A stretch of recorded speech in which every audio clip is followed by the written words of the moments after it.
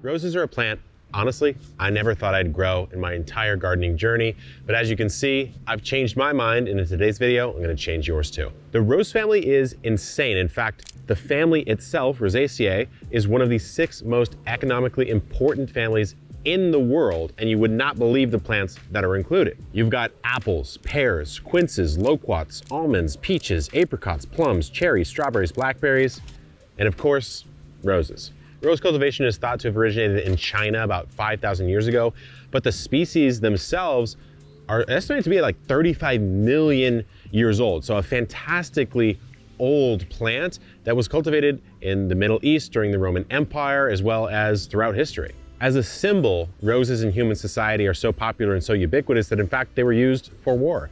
In the 15th century in England, you have the War of the Roses. You have York on one side, Lancaster on the other.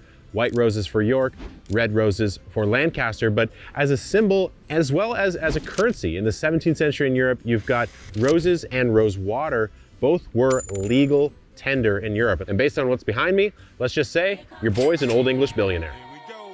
When you think about growing roses, certainly when I thought about it, I thought, you need to be an old English grandmother in the countryside, lovingly caring for these over decades, to have the experience and knowledge to know how to grow roses successfully. And I'm here happily to say that that really is not true. There are roses that can grow pretty much anywhere, any climate, all the way down to zone 3, all the way up to zone 10 plus. And there are 30,000 different cultivars of roses in the world, at least that we know of right now. I'm sure there's more coming every single day. And speaking of, we have one right here from Heirloom Roses called Rosalina. This one's interesting. It's a rugosa style rose, and it's deer resistant. It goes from zones 3 to 10.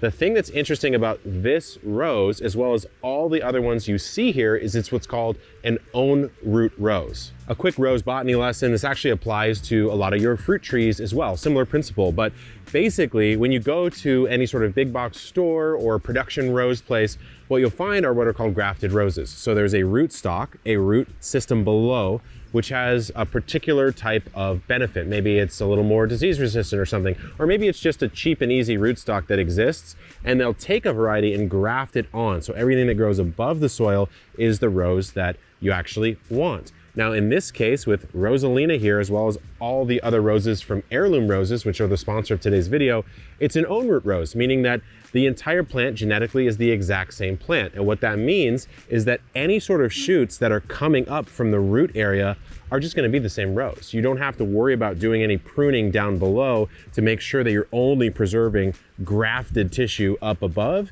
And then also that graft point, as with any sort of grafting situation, it is a chink in the armor of the rose, which can lead to some issues. There are ways to mitigate that. Now I like both types of roses, grafted and own root, but I've never really experimented with own root before. And I think it's really interesting that no matter what, I know I'm getting this beautiful Rosalina rose flower, no matter what shoot comes out of the soil here. Let's talk rose types. There are a lot of different types, but let's start off with the most popular one, which would be a hybrid tea rose. This one here is called Black Pearl from Heirloom Roses, gorgeous variety, but hybrid tea are the most popular probably because the flowers are massive. It is a huge bloom, gorgeous on long stems. The plants are about 3 to 6 feet tall. They need some winter protection. Most of them bloom in spring or fall, and it's just the classic. It is a rose's rose if there ever was one. Next up, you've got Floribunda roses. They are generally derived from hybrid teas. This one right here is called Hot Cocoa. It is a gorgeous, gorgeous one, great for pots, great for cuttings. The primary difference here is they'll be a little smaller than your hybrid teas, but also the flowers grow more in clusters rather than singles, and they're really good cutting roses. The next two are Grandiflora, so that's gonna be a cross between hybrid tea and Floribunda. Starting to get confusing here, but just another variety, looks amazing, great category of roses. And then for small space growers, apartments, patios, smaller little containers or hedgerows or something like that, you've got miniature roses. So they're basically just bred to be small versions of classic roses, not gonna get more than about 2 feet tall. A great thing to use to line a path or just put in a pot. Next, you have my current favorite category, as you can see, which is a climbing or rambling style rose. I think what's important here is that it doesn't actually climb, much like a pea would with its tendril that affixes itself to some sort of structure, pulls itself up.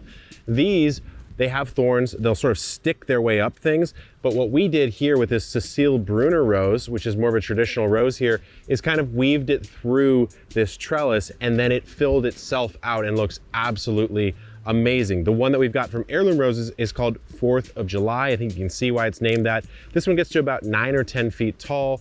Gorgeous variety, but a climbing rose to me, especially if you're limited on horizontal sprawling space, it is absolutely the biggest statement I have in my garden right now, and I highly recommend it. Next, you've got the shrub roses. So if you have the opposite problem, you don't have a lot of vertical space, but you want to create a hedgerow or a shrubbing style, then these ones are great. Very weather tolerant, maybe a little more disease resistant than average varieties.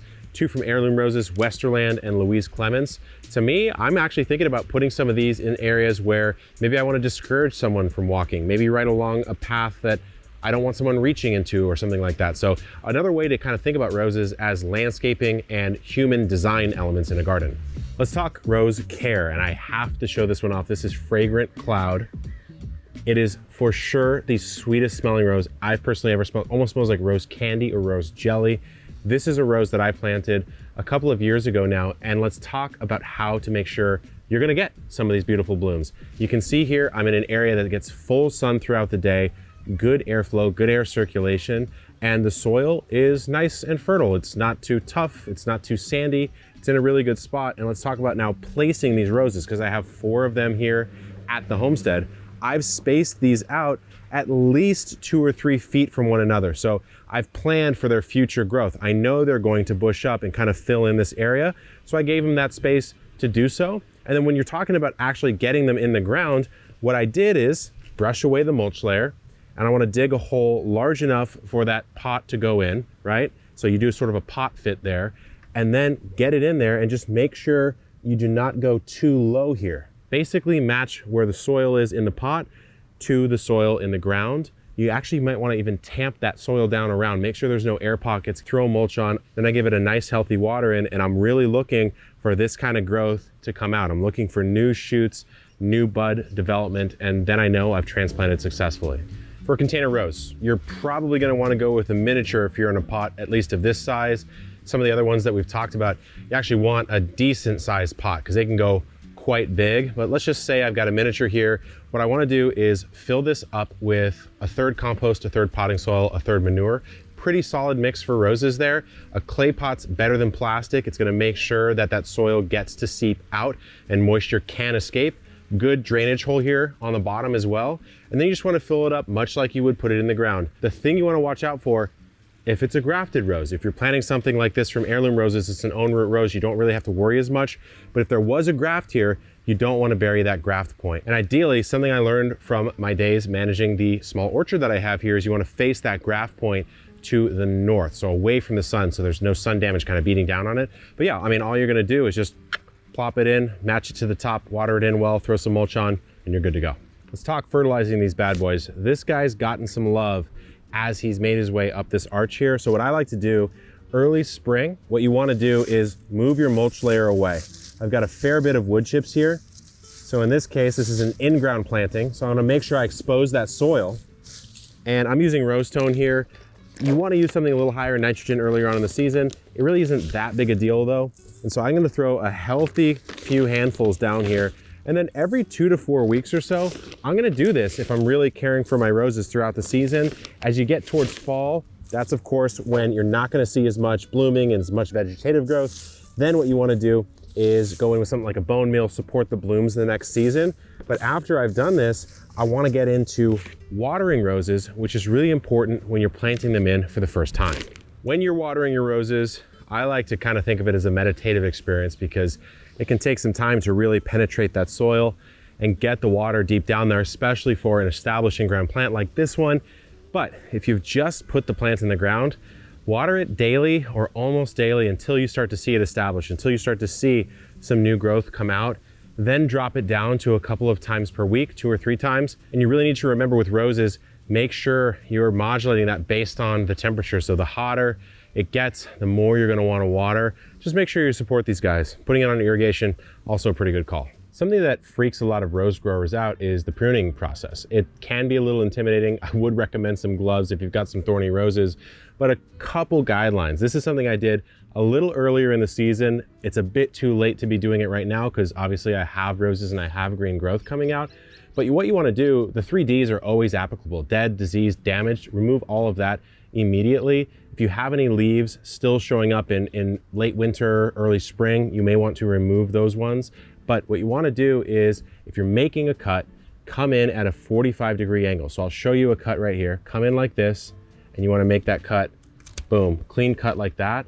You're gonna get water falling off instead of pooling at the top. It's a small thing, but it matters. And you can also put a pruning sealer on here if you really want to make sure that your roses aren't susceptible to disease. There's a lot of different things, like fire blight, for example, can hit a rose. If you want to make sure you don't deal with that, I would seal it off. But again, you're just sort of cutting and shaping it down at that beginning of the season for the growth that you actually see right now. So embrace the rose grandmother grower within you. I certainly have, and start getting into these this season. It's so fun. I'm excited to plant the Own Root roses from Heirloom Roses. Again, thanks to them for sponsoring the video. You'll see us toss these in the garden on our epic homesteading channel. And until next time, my friends, good luck in the garden and keep on growing.